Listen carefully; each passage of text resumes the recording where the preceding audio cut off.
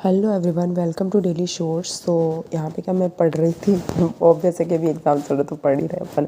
तो पढ़ते पढ़ते फिर साइकोलॉजी पढ़ने का मन हुआ, तो मैं ऐसे मेरी बुक टटोल रही थी। पुराने नोट्स थे मेरे तो नहीं, मेरी दीदी की है, इतनी अच्छी राइटिंग मेरी नहीं है। तो फिर उन्होंने क्या कि उन्होंने उस टाइम उत्कर्ष क्लासेस देख के नोट्स बनाए थे, तो मैं ऐसे ही पलट रही थी। तो हमको पता है कि भाई अपने रीट मेंस में अपना आरटी मेंस, अपना जो आरटी 2009 है वो इंपॉर्टेंट है, ठीक है। वहाँ पर आप कम पढ़ के भी ज़्यादा क्वेश्चन इजीली आप नंबर गेन कर सकते हो। आरटी अपने आप में बहुत इंपॉर्टेंट है। फ्री के नंबर मिल रहे हैं अगर आप एक बार इसको ढंग से पढ़ लेते हो। तो मैंने बहुत शॉर्ट एंड स्वीट नोट्स हैं ये, अभी आपको जस्ट 10 मिनट भी नहीं लगेंगे और आपका पूरा आरटी अच्छे से कंप्लीट हो जाएगा। अगर आप इतना भी पढ़ लेते हो, इतना भी अगर आपके माइंड में रहता है ना, तो ये देख लो कि आरटी आपका पूरा अच्छे से है, ठीक है। तो फर्स्ट ऑफ ऑल इसको स्टार्ट करते हैं। आज शिक्षा के अधिकार अधिनियम हो जाएगा। आरटी का मतलब क्या होता है? Right to education. आरटी का मतलब क्या होता है? Right to education. ये एक तरह से शॉर्ट नोट्स ही आरटी के, आप ये समझ लो, ठीक है। फर्स्ट ऑफ ऑल ये 1 दिसंबर 2002 को ये 86वां संविधान संशोधन में इसके आरटी का जिक्र हुआ था, ठीक है। आपके 86वां संविधान संशोधन में 1 दिसंबर 2002 को इसका जिक्र हुआ था। अगर पूछ ले भाई किस संविधान संशोधन में आरटी का संबंध है, तो आपके 86वां संविधान संशोधन हो जाएगा, ठीक है। और 21A में इनको शिक्षा का अधिकार मिला, ठीक है। बालक को 21A अनुच्छेद के अनुसार 21A के अकॉर्डिंग इसमें शिक्षा के अधिकार का अधिकार है, ठीक है। 51A जो संबंधित है वो है आपके अभिभावक और सरकार का दायित्व होगा कि बच्चे को शिक्षा का प्रावधान कराए, ठीक है। तो यहाँ पर मोटा मोटा आप क्या ध्यान रखोगे? फर्स्ट ऑफ ऑल आरटी आपको पता होना चाहिए, राइट टू एजुकेशन। आपके 86वां संविधान संशोधन 1 दिसंबर 2002 को आया और ये आपके आरटी से संबंधित है। उसके बाद बालक का शिक्षा से अधिकार के लिए कौन रिलेट है? आपका 21A हो जाएगा। और अभिभावक और सरकार का दायित्व है कि बच्चों को शिक्षा मिले, तो ये आपका किससे संबंधित है? 51A से, ठीक है। फिर हम जब RTA की स्टार्टिंग पढ़ते कि भाई कब कब क्या हुआ था, तो इसमें क्या होता है कि 20 जुलाई 2009 को ये राज्यसभा में आया था, ठीक है। 20 जुलाई 2009 को राज्यसभा में पारित हुआ। 20 जुलाई 2009 को राज्यसभा में पारित हुआ। 4 अगस्त 2009 को लोकसभा में पारित हुआ, ठीक है। 20 जुलाई 2009 को राज्यसभा में आया, 4 अगस्त 2009 को लोकसभा में आया और फरवरी 2002 को फरवरी 2010 को भारत सरकार द्वारा जारी हुआ, ठीक है। फरवरी 2010 में ये भारत सरकार द्वारा जारी हुआ। और राष्ट्रपति उस समय कौन थी? आपकी प्रतिभा पाटिल। उस समय राष्ट्रपति कौन थी? प्रतिभा पाटिल। अब यहाँ पर क्या हुआ कि 29 अगस्त, ये लिख नहीं रहा मैं बोल रही हूँ, आप समझ लेना। 29 अगस्त 2009 को फिर क्या हुआ? इसमें अधिसूचना जारी हुई, ठीक है। 29 अगस्त 2009 को अधिसूचना जारी हुई और इधर 1 अप्रैल 2010 को भारत देश में लागू हुआ। 1 अप्रैल 2010 को कहाँ लागू हुआ? भारत देश में। 1 अप्रैल 2010 को भारत देश में लागू हुआ। उस समय जो प्रधानमंत्री थे वो आपके मनमोहन सिंह थे, ठीक है। जब ये 1 अप्रैल 2010 को भारत में लागू हुआ, उस समय आपके प्रधानमंत्री कौन थे? मनमोहन सिंह थे। लेकिन उस समय आपके जम्मू कश्मीर के अलावा ये संपूर्ण देश में लागू हुआ। क्या बात थी वहाँ पे? जम्मू कश्मीर के अलावा संपूर्ण देश में लागू हुआ। लेकिन राजस्थान में जो लागू हुआ, राजस्थान में 1 अप्रैल 2011 को लागू हुआ था। 10 में तो आपके भारत में लागू हुआ था और 1 अप्रैल 2011 को आपके ये पूरे राजस्थान में लागू हो गया, ठीक है। और जिसकी नोडल एजेंसी हमारी क्या? SSA, सर्व शिक्षा अभियान को बनाया गया, ठीक है। नोडल एजेंसी किसको बनाया? सर्व शिक्षा अभियान को बनाया गया। उसके बाद क्या हुआ कि ये मोटी मोटी बात अपने RT 9 की हो गई, ठीक है। फिर उसमें क्या किया कि आपके 29 मार्च 2011 को है ना, 29 मार्च 2011 को RT की जो धारा 38 है उसके अनुसार इनमें क्या किया कि कुछ संशोधन किया। राजस्थान सरकार ने इसमें क्या किया? कुछ संशोधन किया, ठीक है। आपके 29 मार्च 2011 में धारा 38 के अनुसार राजस्थान सरकार ने इसमें कुछ संशोधन किया। तो राज्य में उसको फिर अपन ने क्या बोला? राज्य में संशोधित अधिनियम जो आया उसमें निःशुल्क एवं अनिवार्य बाल शिक्षा अधिकार अधिनियम 2011, ठीक है। निःशुल्क एवं अनिवार्य बाल शिक्षा अधिकार अधिनियम 2011। ये कब आया? आपके 1 अप्रैल 2011 को। कब आया? 1 अप्रैल 2011 को। उस समय आपके CM और वित्त मंत्री कौन थे? भाई साहब आपके अशोक गहलोत। अब मोटा मोटा आपको याद रहेगा, जैसे 86वां संविधान संशोधन से पूछा आपका 1 दिसंबर 2002 हो जाएगा। RT से रिलेटेड शिक्षा का अधिकार किसमें पता चल रहा है? 21A में अभिभावक का कर्तव्य शिक्षा दिलाने का, तो 51A से। 20 जुलाई 2009 को राज्यसभा में आया, 4 अगस्त को लोकसभा में आया, ठीक है। फरवरी 2010 को भारत सरकार द्वारा जारी हुआ, ठीक है। फरवरी 2010 को भारत सरकार द्वारा जारी हुआ। इससे पहले 29 अगस्त 2009 को इसकी अधिसूचना जारी हुई थी। इससे पहले 29 अगस्त 2009 को इसकी अधिसूचना जारी हुई थी। इस समय आपकी प्रतिभा पाटिल थी राष्ट्रपति। 1 अप्रैल 2010 को पूरे भारत में लागू हुआ। मनमोहन सिंह जी आपके प्रधानमंत्री थे। जम्मू कश्मीर को देकर छोड़कर सब जगह लागू हुआ। राजस्थान में कब आया? 1 अप्रैल 2011 को। किसकी नोडल एजेंसी क्या थी? सर्व शिक्षा अभियान, ठीक है। फिर इसमें कौन सी धारा के तहत इसमें संशोधन हुआ? तो धारा 38, ठीक है। अब ये कब हुआ था? 29 मार्च 2011 को। जब ये 29 मार्च 2011 को संशोधन हुआ, तो फिर जो नया आया था वो क्या? राज्य में संशोधित अधिनियम निःशुल्क एवं अनिवार्य बाल शिक्षा अधिकार अधिनियम 2011। 1 अप्रैल 2011 हो जाएगा। उस समय आपके वित्त मंत्री और CM कौन था? आपके अशोक गहलोत, ठीक है। फिर इधर आ जाते हैं अब इधर क्या है कि भाई इससे हमें क्या पता चला कि तुम्हारा जो निःशुल्क एवं अनिवार्य बाल शिक्षा अधिकार अधिनियम 2011 जो है उसमें क्या था कि 6 से 14 वर्ष के बालकों की शिक्षा, यहाँ से हमें क्या पता चली 6 से 14 वर्ष के बालकों की शिक्षा, ठीक है। सभी बालकों को शिक्षा से जोड़ने के लिए बिना किसी भेदभाव के, भेदभाव नहीं करना भाई, ठीक है।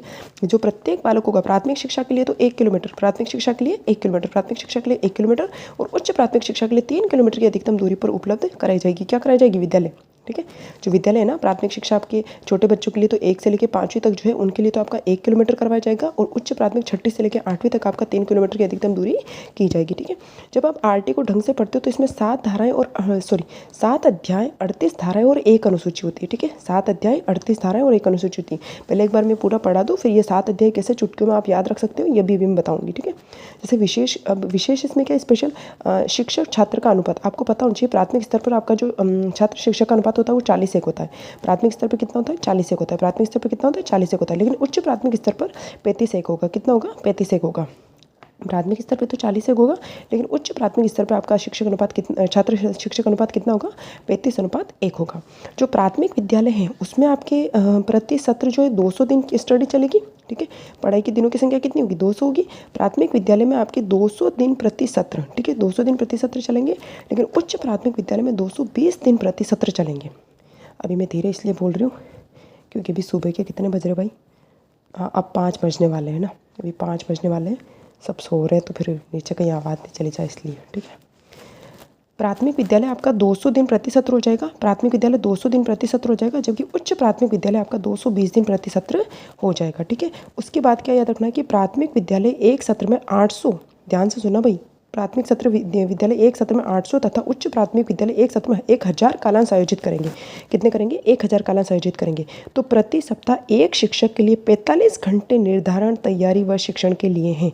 अगर आपको पूछ ले कि एक शिक्षक के लिए प्रति घंटा कितने न्यूनतम घंटे तैयारी व शिक्षण के होते तो वो कितने हो जाएंगे हमारे? 45। कितने हो जाएंगे? 45, ठीक है।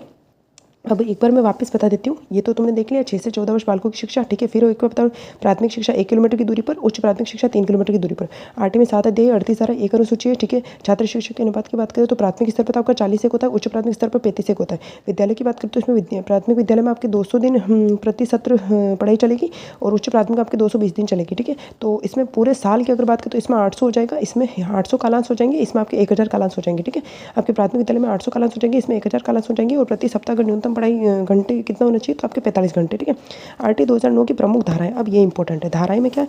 जो धारा 3 है ना वो क्या कहती है कि 6 से 14 वर्ष के बालकों की अनिवार्य शिक्षा, मतलब धारा 3 से क्या पता चल रहा है? 3 दूनी 6, मतलब 6 से 14 वर्ष के बालकों की अनिवार्य शिक्षक बारे में जानकारी देती है। धारा 4 आपकी आयु से संबंधित जानकारी देती है। क्या देती है? आयु, मतलब आयु के आधार पर प्रवेश, ठीक है। ऐसे ध्यान रखना कि 3 में तो 3 दूनी 6, मतलब 6 से 14 वर्ष बालकों के अधिकार में व्यवस्था पर विचार करेगी और धारा 4 आपके आयु के आधार पर आपको एडमिशन देना है, आयु के आधार पर आपको एडमिशन देना है। और धारा 5 क्या कहती है? स्थानांतरण कभी भी, बच्चा जब चाहे जब अपनी मतलब टीसी लेके स्थानांतरित हो सकता है, ठीक है। और धारा 6 क्या कहती है कि वही जो अपन ने पढ़ा था कि प्राथमिक स्कूल आपके 1 किलोमीटर की दूरी पर होना चाहिए और उच्च प्राथमिक स्तर आपके 3 किलोमीटर की दूरी पर होना चाहिए, ठीक है। धारा 5 तो ये कहती है कि भाई टीसी कभी भी, स्थानांतरण कभी भी।